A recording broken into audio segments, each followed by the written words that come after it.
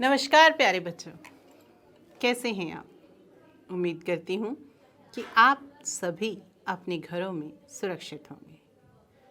प्यारे बच्चों, अगर आप भारत के मैदानी भागों में रहते हैं और सड़क पर कभी जा रहे हों, तो क्या कभी आपने कुछ ऐसे समुदायों को पलायन करते देखा है जो अपने साथ अपने पशुओं को ले जा रहे हों? जैसे बहुत सारी बकरियों का झुंड, भेड़ों का झुंड, गायों का झुंड। प्यारे बच्चों, इस तरीके के ये समुदाय अक्सर मौसम बदलने के साथ पहाड़ी इलाकों से मैदानी इलाकों की ओर पलायन करते हैं और एक जगह से दूसरी जगह पर पलायन करने की वजह से इन्हें हम खानाबदोश के नाम से जानते हैं।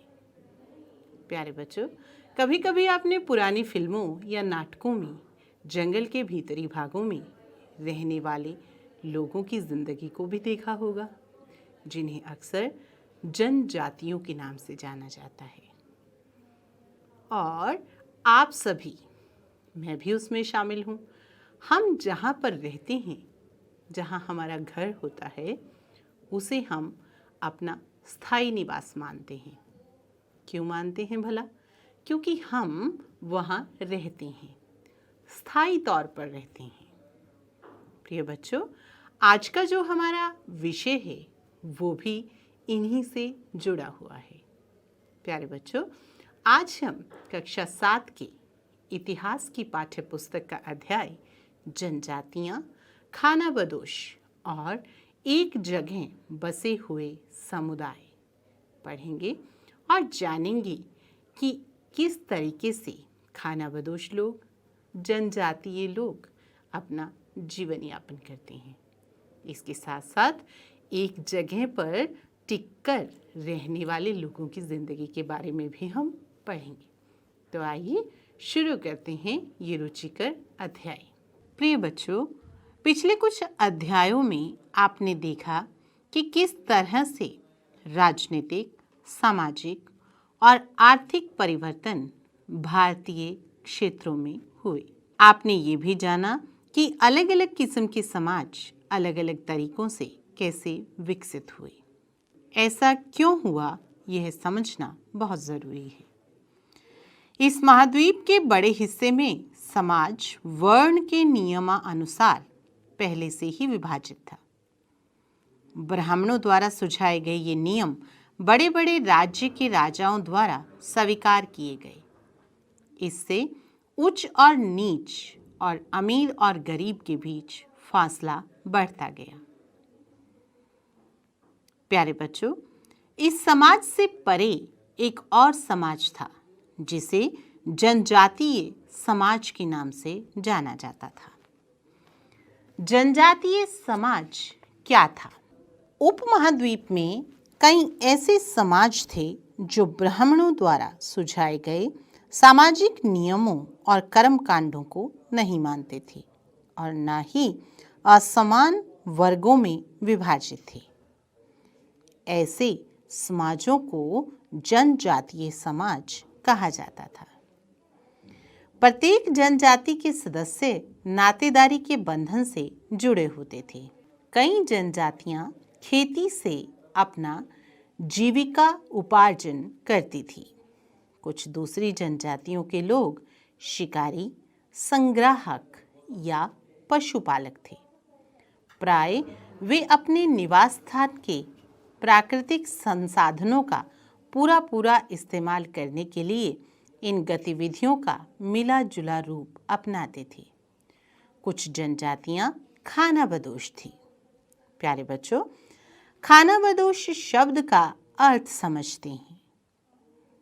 भोजन, पानी और काम की तलाश में एक स्थान से दूसरे स्थान पर घूमने वाले लोगों को खानाबदोश कहा जाता था। ये जनजातीय समूह संयुक्त रूप से भूमि और चरागाहों पर नियंत्रण रखते थे और अपने खुद के बनाए नियमों के आधार पर परिवारों के बीच इनका बंटवारा करते थे। इस उपमहाद्वीप के विभिन्न हिस्सों में कई बड़ी जनजातियां फली और फूली।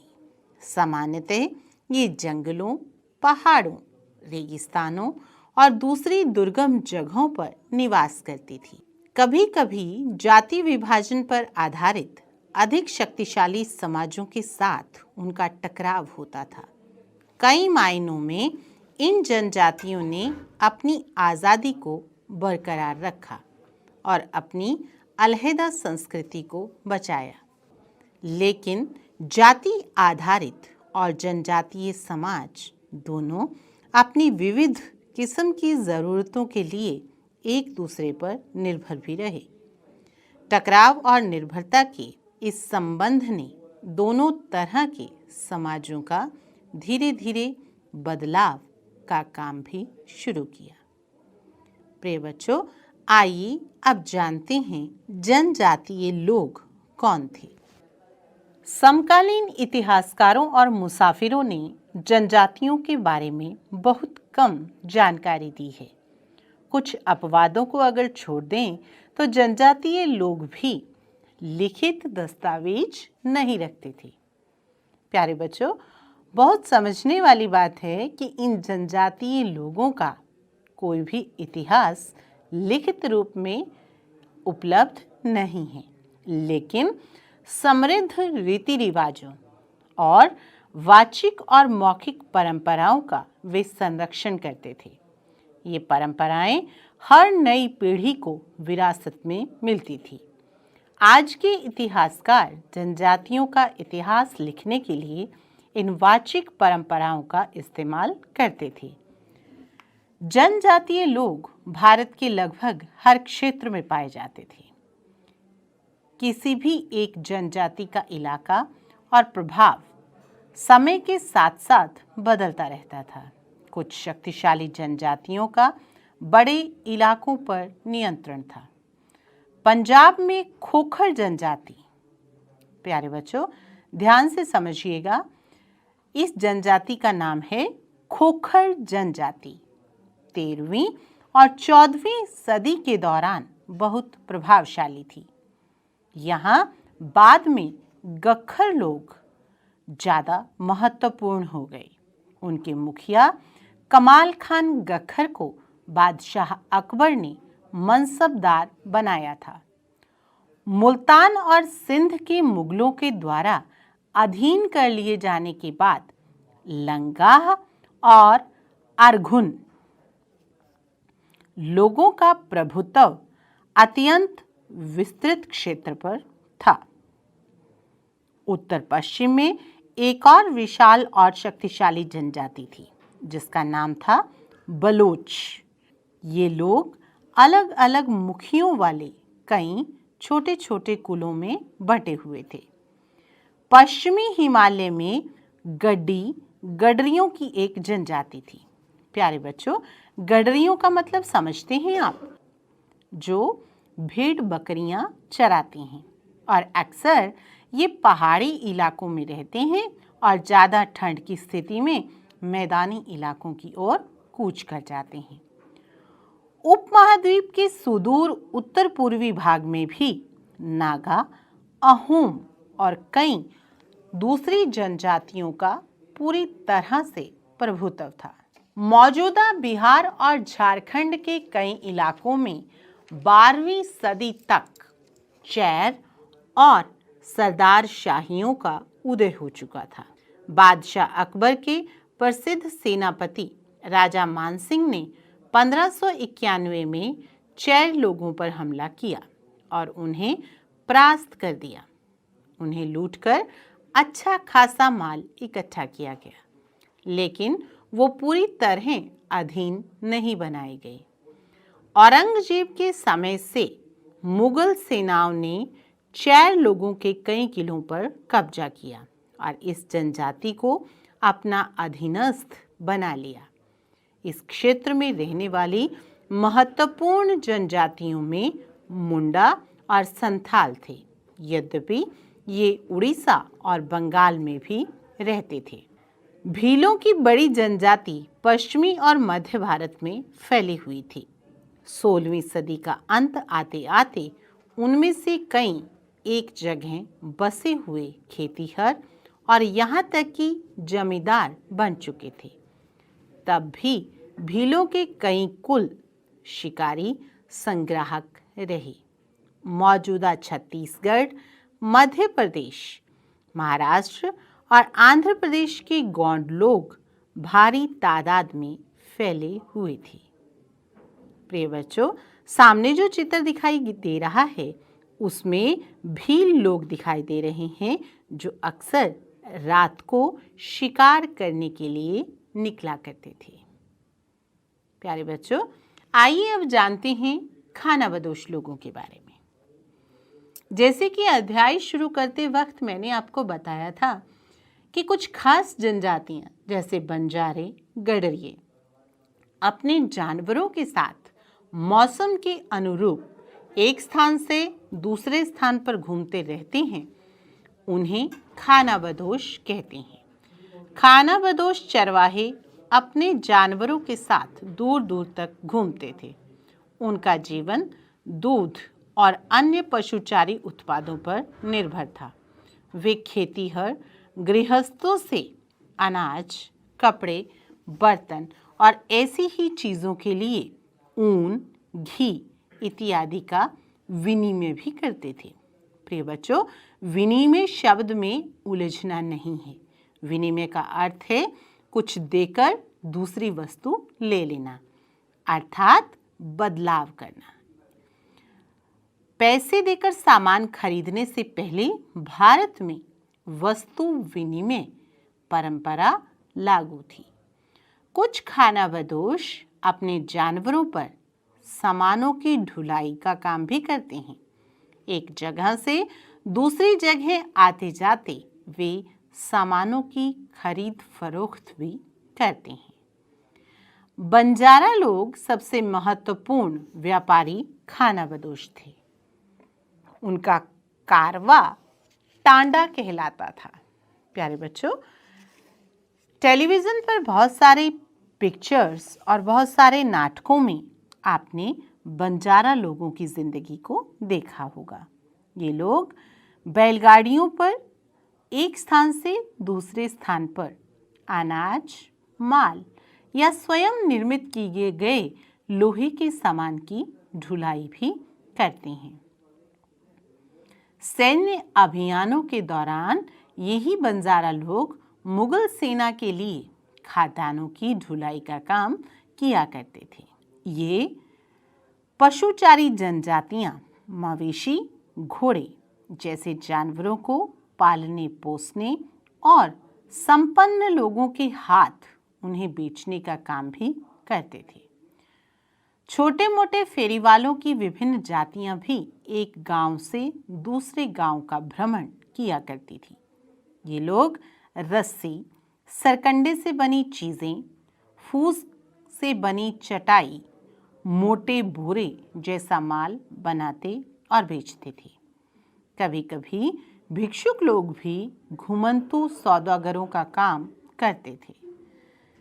प्यारे बच्चों, आइए अब थोड़ा पढ़ते हैं बदलते समाज के बारे में कि कौन कौन सी नई जातियां और श्रेणियां समाज में बदलाव के साथ आई। जैसे जैसे अर्थव्यवस्था और समाज में ज़रूरतें बढ़ती गई, नए हुनर वाले लोगों की आवश्यकता पड़ी। वर्णों के भीतर छोटी छोटी जातियां उभरने लगी। उदाहरण के लिए ब्राह्मणों के बीच नई जातियां सामने आई। दूसरी ओर कई जनजातियां और सामाजिक समूहों को जाति विभाजित समाज में शामिल किया गया और उन्हें जातियों का दर्जा दे दिया गया। विशेषज्ञता प्राप्त शिल्पियों, सुनार, लोहार, बढ़ई और राजमिस्त्री को भी ब्राह्मणों द्वारा जातियों के रूप में मान्यता दे दी गई। वर्ण की बजाय जाति समाज में संगठन का आधार बनी। 11वीं और 12वीं सदी तक क्षत्रियों के बीच नए राजपूतों की ताकत में काफ़ी इजाफा हुआ। क्षत्रियों की जो विभिन्न जातियां थीं उनमें हूण, चंदेल, चालुक्य प्रमुख थे। इनमें से पहले जनजातियों में आते थे और बाद में कुल राजपूत मान लिए गए। धीरे धीरे उन्होंने पुराने शासकों की जगह ले ली। प्यारे बच्चों, शासकों के रूप में राजपूत गोत्रों के उदय के उदाहरण का जनजातीय लोगों ने निम्न बिंदुओं के आधार पर अनुसरण किया। उसमें पहला है, ब्राह्मणों के समर्थन से कई जनजातियां धीरे धीरे जाति व्यवस्था का भाग बन गई। जनजातियों की बहुसंख्यक आबादी समाज की छोटी जातियों में भी अपना स्थान बना पाई।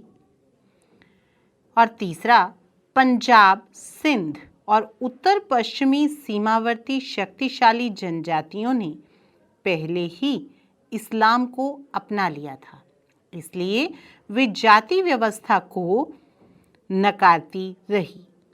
इन क्षेत्रों में सनातनी हिंदू धर्म के द्वारा बताई गई असमान सामाजिक व्यवस्था को स्वीकार नहीं किया गया। प्यारे बच्चों, आइए इन जनजातियों को थोड़ा विस्तार पूर्वक पढ़ते हैं। इन जनजातियों में सबसे प्रमुख थे गोंड। गोंड जनजाति गोंडवाना के विशाल प्रदेश में रहती थी। ये लोग स्थान बदल बदल कर खेती करते थे। और ऐसी खेती को किस नाम से जाना जाता है? जी हाँ, ऐसी खेती को हम कहते हैं स्थानांतरीय खेती।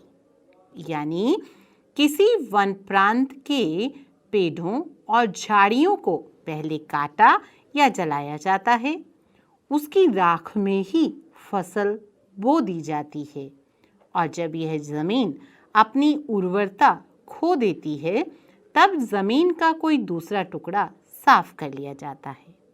और गोंड जाति इसी तरह से स्थानांतरीय कृषि पर आधारित थी। अगर गोंड जाति की प्रशासनिक व्यवस्था की बात कीजिए तो गोंड जनजाति के बड़े बड़े सरदार छोटे सरदारों को अपने अधीन करने लगे थे। राज्य गढ़ों में विभाजित था। हर गढ़ किसी विशेष गोंड कुल के अधीन था। ये कुल पुनः 84 गांव की इकाइयों में विभाजित थे। इन्हें 84 कहा जाता था। 84 का उपविभाजन बरहौतों में होता था। बरहौत 12-12 गांव को मिलाकर बनते थे। आइए जानते हैं अहोम जाति के बारे में।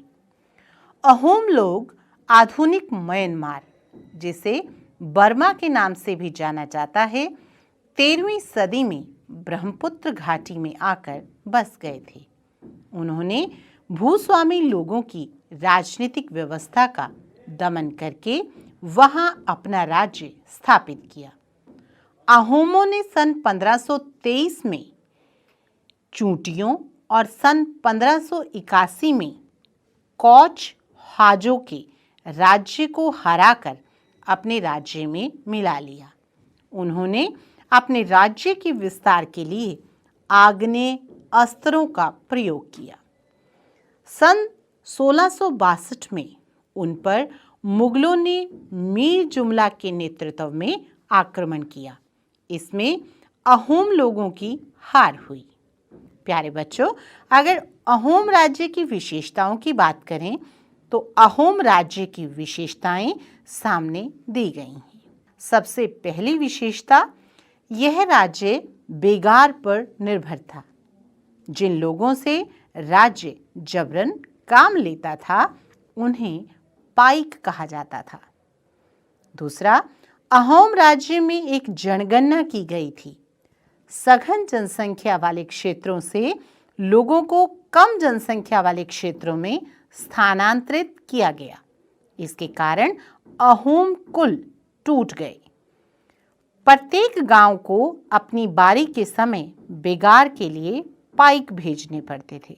मैंने आपको पहले भी बताया कि पाइक वो लोग थे जिनसे बगार ली जाती थी। लगभग सभी वयस्क पुरुष युद्ध के समय सेना में अपनी सेवा अर्पित करते थे ताकि बाकी समय में उन्हें बांध, सिंचाई व्यवस्था आदि अन्य कार्यों में हाथ बटाना पड़ सकता था। अहोम लोगों ने चावल की उपज के लिए नए तरीके निकाले। अगर अहोम समाज की विशेषताओं की बात करें तो अहोम समाज कुलों में विभाजित था। इन कुलों को खेल कहा जाता था। अहोम समाज में दस्तकारों की जातियां बहुत कम थी। एक कुल यानी खेल के नियंत्रण में कई गांव आते थे। ग्राम समुदाय किसानों को जमीन देते थे। इस जमीन को राजा भी ग्राम समुदाय की सहमति के बिना वापस नहीं ले सकता था। प्यारे बच्चों, अगर धर्म की बात करें तो आरंभ में अहोम जनजातीय देवताओं की पूजा करते थे, लेकिन 17वीं सदी के आरंभ में अहोम समाज पर ब्राह्मणों और मंदिरों की भूमि अनुदान में मिलने से वहां हिंदू धर्म का चलन बढ़ा। लेकिन अहोम राजाओं ने अपनी पौराणिक परंपराओं को नहीं छोड़ा। प्यारे बच्चों, अहोम समाज एक बहुत ही परिष्कृत समाज था। उसके समाज में कवियों और विद्वानों को सम्मान दिया जाता था। उन्हें समाज में भूमि दी जाती थी। उन्होंने नाट्य क्रम को प्रोत्साहित किया। संस्कृत की कई कृतियों का स्थानीय भाषाओं में भी उस दौरान अनुवाद किया गया। तो प्यारे बच्चों, आइए इस अध्याय के अध्ययन के आधार पर कुछ वैकल्पिक प्रश्न करते हैं। पहला प्रश्न, किस जनजाति का कारवा टांडा कहलाता था? आपके विकल्प हैं चेरों का, भीलों का, बंजारों का या गोंडों का। सही विकल्प है बंजारों का। अगला प्रश्न, खोखर जनजाति भारत के किस प्रांत में रहती थी? आपके विकल्प हैं बंगाल, पंजाब, ओडिशा या महाराष्ट्र। सही विकल्प है पंजाब। अगला प्रश्न, गखर जनजाति के किस मुखिया को अकबर ने मनसबदार बनाया था? आपके विकल्प हैं नुसरत खान, अली खान, कमाल खान या फजल अली। सही विकल्प है कमाल खान। प्रिय बच्चों, अगला प्रश्न, सामने दिए गई किन शासिकाओं में से एक प्रसिद्ध गोंड शासिका थी? आपके विकल्प हैं दुर्गावती, कलावती, अमरावती या प्रेमवती। प्रिय बच्चों, उस गोंड शासिका का नाम है दुर्गावती। अगला प्रश्न, बादशाह अकबर ने प्रसिद्ध सेनापति राज मानसिंह ने चैर लोगों पर कब आक्रमण किया था? 1580 में, 1585 में, 1591 में या 1593 में? सही उत्तर है 1591 में। तो प्यारे बच्चों, देखा आपने कि भारत में कितनी तरह की जनजातियां रहती हैं। आपने विभिन्न जनजातियों की जिंदगी के बारे में भी जाना। आपने खानाबदोश लोगों के बारे में भी जाना कि कैसी जिंदगी ये लोग यापन करते हैं। इस अध्याय के माध्यम से आपने समाज में जो वर्ण व्यवस्था स्थापित की गई थी उसमें कैसे बदलाव आया और कैसे नई जातियों का उदय हुआ, ये भी आपने जाना। उम्मीद करती हूँ कि इस अध्याय को आपने अच्छे से समझा होगा। धन्यवाद।